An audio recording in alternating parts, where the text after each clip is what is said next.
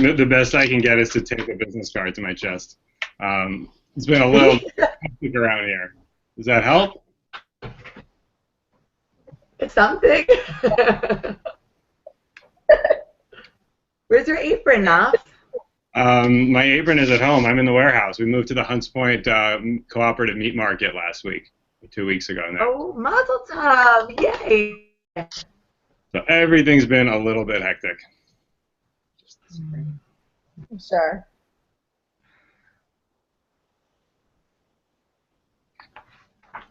Tomorrow you'll let us know when you want us to start. I think we're 2 minutes from liftoff.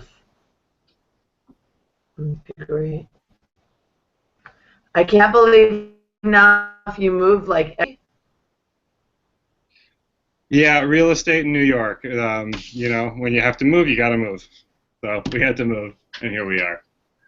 Hey. But it should be with a lot of hatzlacha and bracha. thank you. That's definitely the idea. So our crew is actually here working today, packing orders because we just work Sundays before the few weeks before Yontif. Right. We work Sundays every day, so lucky you're in the good business. That's true. I mean, I usually work most Sundays, but I usually get to do it at home. Right. Right. This is different. Okay, almost live. Yep. Okay. I'm going to post it on my Facebook page so if anyone else wants to find it as me.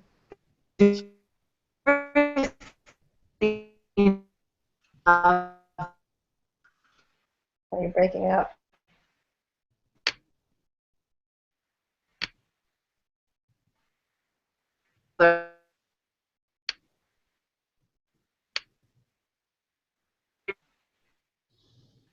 Oh no, I hope we didn't lose Jamie.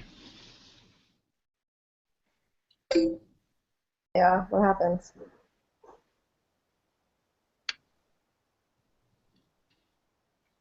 Uh-oh, Jamie. Just on the time that we're starting. Oh, she says she's frozen. Oh boy.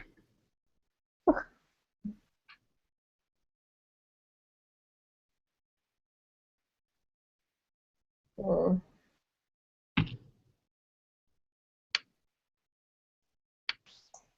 The internet here, I guess everywhere the internet is a little weird, you know, where it just all of a sudden decides not to work for you. Yeah, well, she'll get back on soon. Can we see how many people are watching? 6 viewers right now. Great. Hi, everybody. Hi. Okay, let's give her a minute to get back on. Or if you'd like, we can answer the first question that we had that came up from Anna, which is a good one. What else can I cook besides brisket? So there are so many options. I think that your best bet besides brisket is definitely going to be any other braising roast. There's deckle, there's top of the rib, chuck roast, a French roast, any of those things. You know, in my family, we don't eat any roasted meat at the seder or at either of the seders. So traditionally, anything that you can cook in liquid, like that's why brisket is such a traditional food. So if you want to cook that kind of a roast, the things I mentioned before are great, but other great cuts are flanken. Flanken is great in a soup, or you can do another short rib type dish that's braised. Lamb shanks are great. Some people do have a tradition to eat lamb. Some people have a tradition specifically not to eat lamb, but for those who do, lamb shanks can be a great option. And then one more unusual thing that my mother would do a lot of years would actually be a pan-fried kibbeh. It's making seasoned beef cigars or lamb cigars, and you can fry those up and you can make them ahead, but that's a pretty easy and fast thing to cook actually at the seder. While the soup is serving, you can start frying those up or sauteing them, and it's pretty quick, it's pretty easy, and people usually like that. And the last one would be something like either a schnitzel or like a pan-fried chicken is also something that you can quickly prepare during the meal, as opposed to all those braising cuts, which are usually make-ahead dishes. I think we actually have, I just want to mention that cigar recipe of your mom's on Joyo Kosher from a long time ago. We do. We've definitely got that beef cigar recipe. And I think with the magazine, we did a lamb article probably well over a year ago now. So those recipes may be up on your site, and they're certainly up on our site for the lamb version. Okay, awesome. I was thinking the cigars is a great idea, except for this year, the problem, because you can't actually do it because the first seder is on Friday nights. Yep. So we've got serious challenges this year with the Shabbos schedule. Friday night, you really do have to serve something that can just be kind of left on your blech or left in the oven, whatever your custom is for heating your Shabbos food. And then Saturday night, you really have to do something similar too. You could do something that's pan fried, especially if it's a really quick preparation. Or you can also do, those reheated braising roasts that you prepared before Yontiv on Thursday or Friday during the day, and then as soon as Shabbos ends, you stick it in the oven to reheat, and by the time you get to Shulchan Aruch, it's ready to go. Well, that's a good idea. Is Jamie, are you here? I saw her pop up. Just for a moment.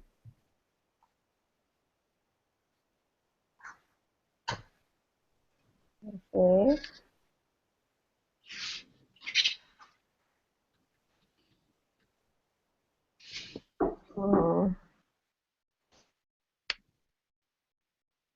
Give her a chance. Okay. No. Okay, so what about for the Friday night, though? What do you recommend anything different on Friday night? But I guess it's just that it really needs to.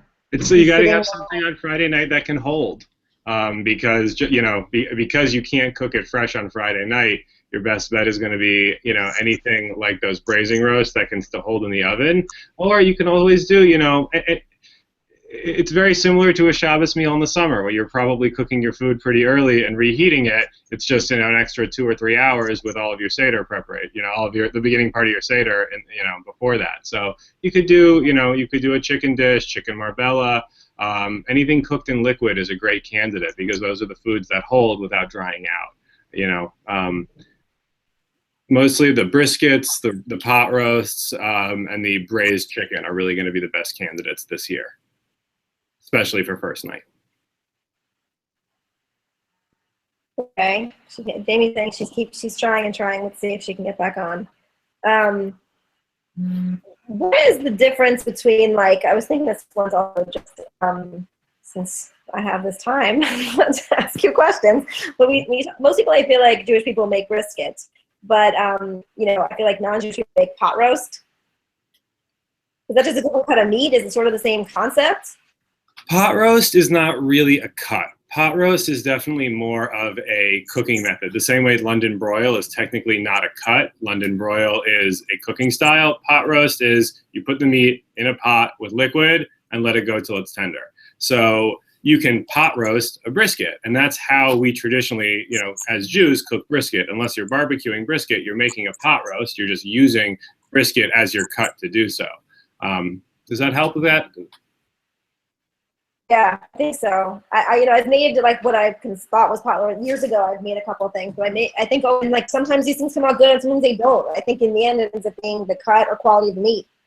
Well, for sure, but I think the other thing is there's really 2 styles you can be doing when you're making pot roast. You can try and end up with a nice sliced pot roast that you could still maybe put on a sandwich or serve as a slice, or you're going to end up with something that's going to end up more pulled. Now, if you're using a cut like brisket, brisket's actually a very tough cut, and if you slowly cook it and then you chill it before you slice it, you can get slices that'll hold together. If you're using, say, a chuck roast or maybe a deckle roast, those are cuts that are really going to shred more and are going to be pretty hard to hold together. So that's going to be more really like a pulled beef by the time you get done with it and you try to slice it. But no matter what with a pot roast, you're going to get better flavor and you're going to get better flavor and better slicing if you fully chill it, take it out of the liquid, slice it against the grain, and then you can layer it on a serving platter, cover it with liquid, or you can just use a nice, a nice ceramic roasting pan that you can bring to the table, and you're going to reheat it in the liquid laid out in nice slices. And that's how you're going to keep it from drying out, and how, the only way you can slice a pot roast is when it's cold. If you can slice it and get good slices when it's hot out of the oven, it's probably going to be a little bit too tough to eat. Yeah, that makes a lot of sense. I want to mention that we have somebody from London who said hello. So hi. Welcome. London. And I have another question that says, how big of a roast do I need? I don't usually serve dinner for 20 people. So assuming there are, how do you decide based on how many people you are having what you should be getting? So for a regular meal that's not a seder, we usually recommend 1/2 pound to 3/4 pound, or really, a 1/4 pound to 3/4 pounds of meat per person. If you have a lot of teenage boys, you go to the 3/4 pound. If you have a lot of people who are on diets, you can go towards the 1/4 pound. And a good place to end up is in the middle, about 1/2 pound per person. For seder, if you have family customs that are going to mean you're eating a lot of matzah, maybe you're eating an egg, or if you use potatoes for karpas, then you definitely want to go with, you can get away with 1/2 pound or less. And if you're somebody who doesn't want to, ever run out of food, which we understand, that's the family I come from, make sure you get at least 1/2 pound of meat per person. If you're doing bone-in chicken, even go with 3/4 pound because you don't eat the bones. And almost everything you're cooking for seder is going to be something that's cooked in liquid, and you're not going to have a problem serving that as leftovers later in the week. You're probably not buying lunch while you're out during the week of Pesach, so leftovers are always appreciated. That's for sure.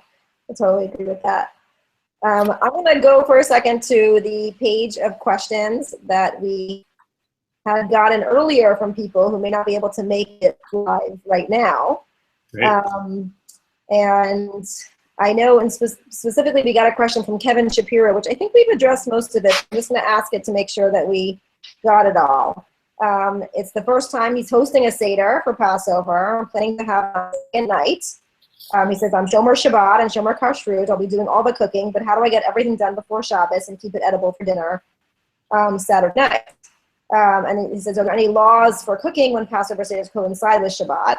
Shabbos is ending around 8 p.m. this time of year. And obviously there's not going to be much time to do anything Saturday night. So, I suggest some of this, but is there anything else that you can think of? And then maybe I'll think of some things related to meat. Well, yeah, I mean, with the meat, again, definitely go with something braised. Make it on Thursday night or Friday. That's your best bet. And you live in Philadelphia, so we're delivering next Thursday and the following Thursday for you, Kevin. But in terms of your side dishes, you've got a small window. Maybe you can make a quinoa salad on Thursday or Friday. That's something that can definitely hold in the fridge. I might not recommend Brussels sprouts or something that's going to, risk getting soggy. But you could consider prepping roasted vegetables on Friday afternoon, sticking them in a Ziploc bag with olive oil and the spices. And then as soon as Shabbos ends, you can, dump those out onto your roasting pans and roast the vegetables. Generally in terms of the laws that go with your Saturday night seder, you can't start your seder until it's fully dark, until after Havdalah, and you can't do any preparation or cooking for after Shabbos on Shabbos. So that means, by the letter of the law, you can't even set your table, on Saturday afternoon. You have to wait till Shabbos ends to start all of your prep. So the plus on that is, while everybody's setting the table, you've got some time in the kitchen to get ready. The downside of that is that you're going to end up eating 10:30, 11, maybe 11:30. That makes that Saturday night seder, a good candidate for maybe just simple chicken breasts that you can, pan fry, or, schnitzel is something that you could definitely prepare on Thursday or Friday morning, and you can leave that raw schnitzel in the fridge, and then you can just fry it up when you get to Shulchan Aruch. You could also do that with the beef kebabs or something like that. No, definitely have salad. Have a salad that's easy to prepare. You can pre-chop everything for that as well on Friday. Maybe everything but your lettuce. Yeah, I was thinking you give great suggestions. I was thinking the same thing about some of the prep of some of the vegetables. Obviously, kugels and some of the standard, Jewish foods typically will work well also. That's, sit well for the next day.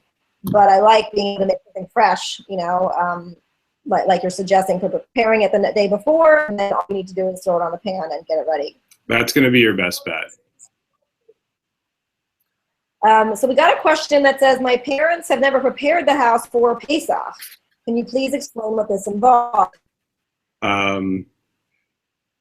Your parents or your in-laws, because either way you might still be in trouble here. I think how do you prepare the house for Pesach is probably a little beyond the scope of this conversation, but it basically involves turning over your whole house, selling all of your chametz, koshering your entire kitchen, self-cleaning your ovens, boiling water all over the place. It's a big job. Hopefully it won't backfire, and it'll bring your family closer together, and everybody will feel that they worked really hard to make this happen, and they feel very, very good about it. However, it's a lot of work. The OU has a wonderful guide for how do you kosher your kitchen. Every year they have it in their Passover guide. If you didn't get one in the mail, you can generally go to your local Orthodox synagogue. They have it. You can definitely download it from the OU website. That's really, that's the best primer. When I get ready for Pesach, I look in the OU magazine and I call my mother and I say, okay, Mom, what do we do? And then whatever, we don't know from our own traditions, we get from the OU magazine. That's great. You really can answer almost everything. I'm very impressed. Thank you. Yeah, what else we got? Let's see. Okay, I think that's one that we kind of answered. Well, here's a question from Megan, who wants to know how to keep kosher for Passover now that she has celiac. Ooh, so that's a tough one, but I'd say, there are matzahs available that have spelt and are made with some alternative flours that are gluten-free. And the other thing is, Pesach is keeping. The only thing you're not going to be eating is traditional matzah. But if you're not eating too many processed foods, you're really not going to have a problem, because the only, if it's kosher for Pesach, it's not going to have wheat in it unless it's got Matzo Meal in it. And there's really, we always in our house find it funny how people complain that there's nothing to eat on Pesach, or all they eat are potatoes, because Pesach is, there's so many vegetables, all of the meats, all of the fish, all of that stuff is totally fine, and it's really an opportunity to get back to, fresh proteins, fresh fruits and vegetables, and wholesome cooking. You're not going to eat rice, but most people will eat, or many people will eat quinoa.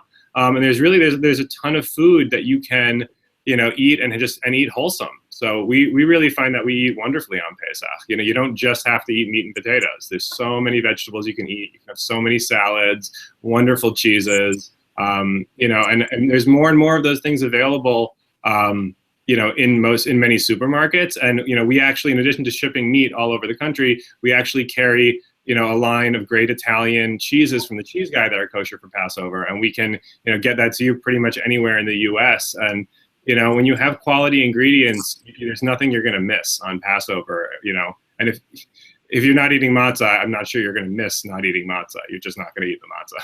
Yeah, that's true.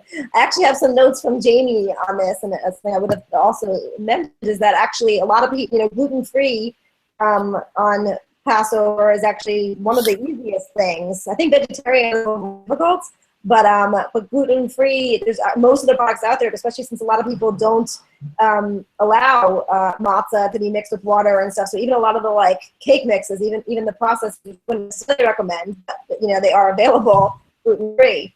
And we have a lot of recipes that are nut-based, for all the cakes and cookies. The really good ones are made with nuts and not Matzo Meal. So I actually think it's and even we have a Passover book right now that we created that's gluten-free, and the Joy of Kosher magazine is all gluten-free for Passover. So it's actually, I think, almost a celiac person's holiday. Flourless chocolate cake is, we always have that for one of the seders in our house, because it's cocoa, eggs, sugar, and margarine. And, celiac or not, you're going to have a great time. Sure. So speaking of flourless chocolate cake. Another question we got from Angel is, what's a good dessert for seder? Anything else besides the flourless chocolate cake? So flourless chocolate, I mean, that's a tough one because after 4 cups of wine, I'm just trying to think of what we would eat for dessert. We would often do lemon curd and fresh fruit for dessert. Lemon curd is a great one for Pesach. Flourless chocolate cake. I think that the Linzer tart that I grew up eating was also a Pesach recipe because that's based with it's nuts. It's nuts in the dough, nuts and jam. My wife's family has a tremendous amount of Passover dessert. They make a hazelnut tart for Pesach. That's a great one.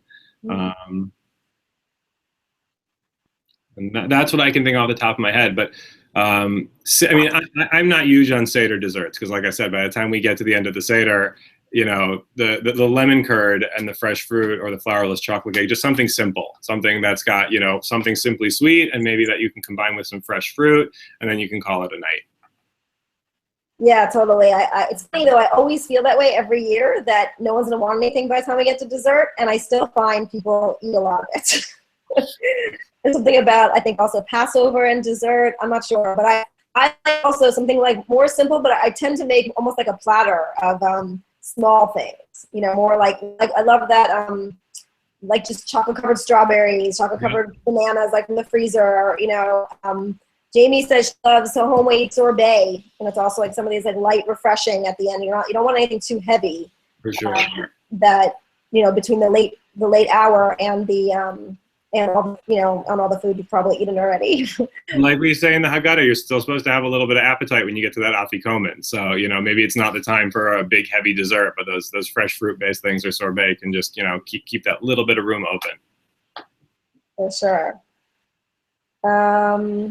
Let's see. I see there's a question also about a sponge cake. Like it's for a person that can't have potato starch or cake meal. That's a tough one without the potato starch. She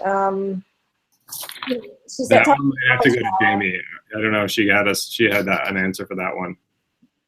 Yeah, I guess because she mentioned the woman said almond flour she wasn't sure if that was kosher or Passover, but yeah, almond flour is usually kosher or Passover. Yeah, for sure. Almond flour is definitely kosher for Pesach. The best choice there. Okay, how about Marion wants a side dish recipe for the Seder that contains no onions or garlic that is not simmis. Well, no onions and garlic. I mean, I'm sorry to hear that, but I do understand. I know some people don't like those. You get roasted vegetables. There are some people who are allergic. Yeah, exactly. I mean, we definitely you have to go with roasted vegetables. You know, zucchinis are great. Broccoli, cauliflower, anything like that. I mean, you're not gonna make potato kugel without onions or garlic, but any kind of roasted vegetable, sweet potatoes are really a great choice. I have some notes from Jamie here, so I'm gonna share them. She says there's lots. First, she can't believe she's also very sad for you if you can't eat these things, but you could do latkes, different kinds of latkes. You can leave out the onions for even ones that call for it. Roasted vegetables, of course. Hasselback potatoes is a pretty way to do something a little bit different. Different kinds of salads, zucchini ribbon, something like that. Also beautiful things that you can do with peppers. I think we have a great recipe of zucchini ribbons with sauteed peppers from Jamie, and it's beautiful. And some of the different kinds of, like a spaghetti, a butternut, well, spaghetti squash would be nice too, or a butternut squash kugel, or souffle, or something like that. I think all would be good options. So there's lots of things, even if you can't or don't eat onions and garlic. Any more questions from our audience, our live audience? Nothing to see. Let's see. Everyone, ask your questions now. We're going to be starting to get ready to wrap up. Oh,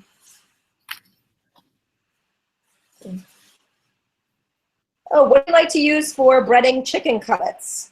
So, Matzo Meal is a standby. If you're asking that question, though, you might be wondering, what to use besides matzo meal or cake meal, you can definitely use tapioca or potato starch, or almond meal. The other thing that we do in my house growing up, we would do this with fish, but it could definitely work on a chicken breast, is a nut-based breading. It's not going to be quite the same as using like breadcrumbs or matzo meal, but you could do pecans or hazelnuts or something like that, chopped to just that a little past chopped, and that could bread your chicken as well. You start with the maybe almond flour, and then you can use that to dip into the egg, and then you can dip that into a nut base, and you'll have a really nice breading. Pistachios, that was what it was, not pistachios, excuse me, not hazelnuts. Oh, I think hazelnuts could work though. I mean, hazelnuts would be good. That might be some very expensive schnitzels there. Oh, okay, that's a good point. So hazelnuts are more, maybe. No, pistachios I think are more than hazelnuts. No. Oh, I mean, I guess you may be right, especially if you're buying them shelled.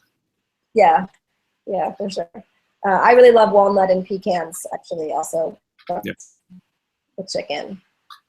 And they also have actually some decent Passover breadcrumbs that aren't matzah based, that aren't like matzo meal. Some of the gluten free, which is also another thing you can buy gluten free on Passover. Some interesting breadcrumbs.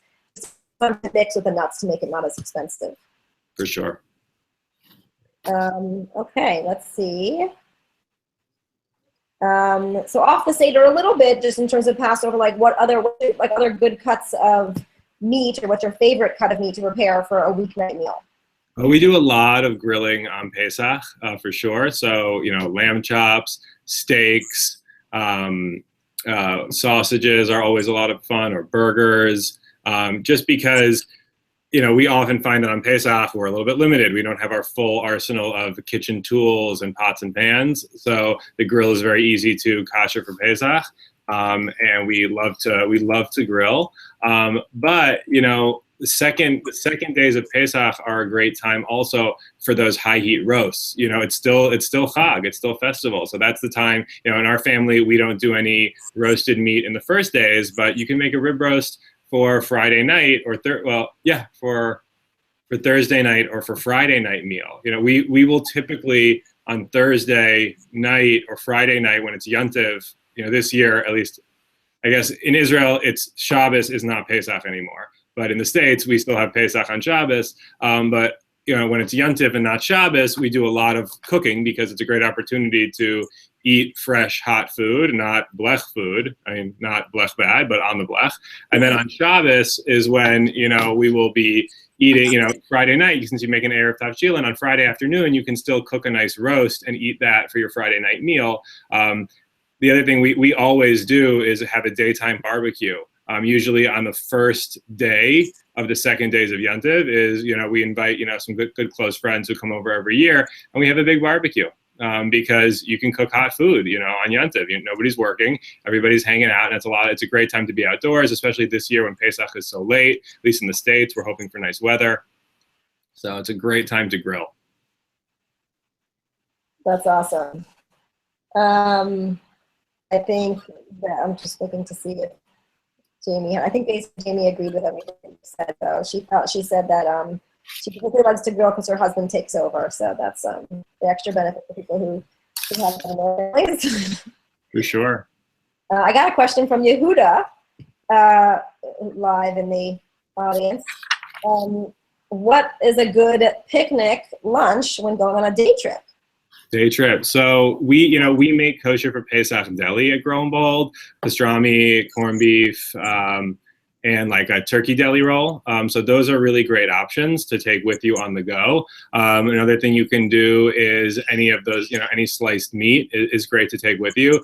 And then, if you don't want to go with meat, you're taking, matzah and cheese and sliced vegetables. But I have a lot of memories as a kid pulling over at a rest stop somewhere and eating matzah and having crumbs all over the car. So, I think it's a great time to maybe move away from matzah and just go with the meats, the dairy, yogurts, lots of fruit. Pesach is like a cleanse. It's a great opportunity to try something new and to kind of, cut back on the even matzah is still processed food. It's very, very lightly processed, but it's like you're going raw for a couple of days or you're going paleo. I don't think I ever heard anyone say that Passover is like a cleanse. Usually we feel that we need a cleanse afterwards. Yeah, well, I mean, it's true, but it's that's because we've been eating Lieber's potato chips, which are delicious. I mean, no knock on Lieber's, but you don't just have to eat potato chips all Pesach. You can make so many fresh salads and so much delicious food. It really doesn't have to be a burden. Oh, I was just thinking that when you make your corned beef and pastrami, is it different for Passover? The difference is that during the rest of the year, we cure our provisions with celery and cherry juice, which is a natural method of curing. And we were not able to get those for Pesach because it's already a relatively small demand for those products kosher, let alone to get them kosher for Pesach. So the color is a little bit different. The texture is a little bit different. There's a couple of spices. Cumin is not really used for Pesach, cumin is, it has to be checked. Fennel is not typically used for Pesach. It's considered kitniot. So there's some tweaks. Mustard seed is a big one. Mustard seed is in almost every one of our sausages and deli meats, but we can't use it for Pesach. So we have to do some workarounds there. Yeah, that's what I was thinking, that some of the spices would be a problem. So yeah, that's interesting. Yeah, so I mean, there's slight differences, but they're delicious, and that's the key. But they're not too different. Okay, so I think this is going to be the last question that we have. We have, what's the best marinade to prepare during Pesach? So the best Pesach marinade. So first of all, I love Pesach ketchup with a passion because every Pesach ketchup is made without corn syrup, so it's really the ketchup just tastes a lot better to me. But we do a lot of marinades on Pesach with garlic, red wine vinegar, or white wine vinegar, depending on which way you're going. But garlic, wine vinegars, and fresh herbs, because black pepper, we generally, I have a spice cabinet that's probably got about 50 more, got about 60 to 70 spices in my spice cabinet. And of those, I'm probably using 40 regularly. On Pesach, we typically go down to maybe 15 or 20 spices, just because, what were we able to get with Pesach certification?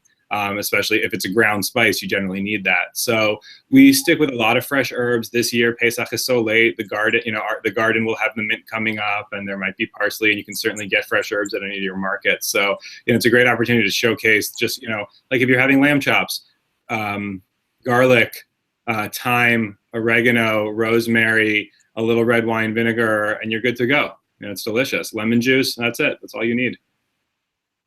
I totally agree. I'm just looking at Jamie's answers. She wanted to mention that she has this great garlic honey brisket, which I've actually made and is amazing. So it's a really nice, marinade.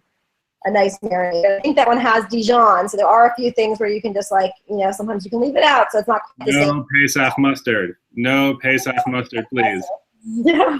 She says, of course there is kosher Passover mustard, but I say use this at your own risk. Yeah, stay away.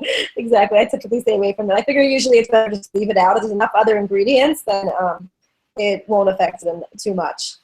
And then it's just, getting back to the basics and using some of the more natural stuff, like you said. And that's typically what I do. I think, salt, pepper, fresh herbs, even just with those, you can do pretty well. So I think that I'm really upset that Jamie wasn't able to be on for the whole call or for really most of the active call, but we'll do another one so that we can get Jamie on and answering everybody's questions. But you did an amazing job, and I loved all your answers. And thank you to Joy of Kosher and Tamar and Jamie for hosting. Can I give everybody a coupon code real quick? Yeah, and can I include it? I can include it in the link at the bottom. For sure. So, grow and behold, we sell kosher pastured meat. We deliver it anywhere in the U.S. We even send packages to Hawaii and Alaska if you're heading there for Pesach. And if you're a new customer, use the code HANGOUT15. That's HANGOUT15, no spaces. And that'll get you $15 off your first $100 order. And that coupon is good until April 22nd, which I believe is when Pesach is this year. So enjoy, and thank you all again for hosting. And Jamie, even though we missed you, we'll see you soon. Okay, thank you. Bye. Okay, take care. Chag Sameach, everybody.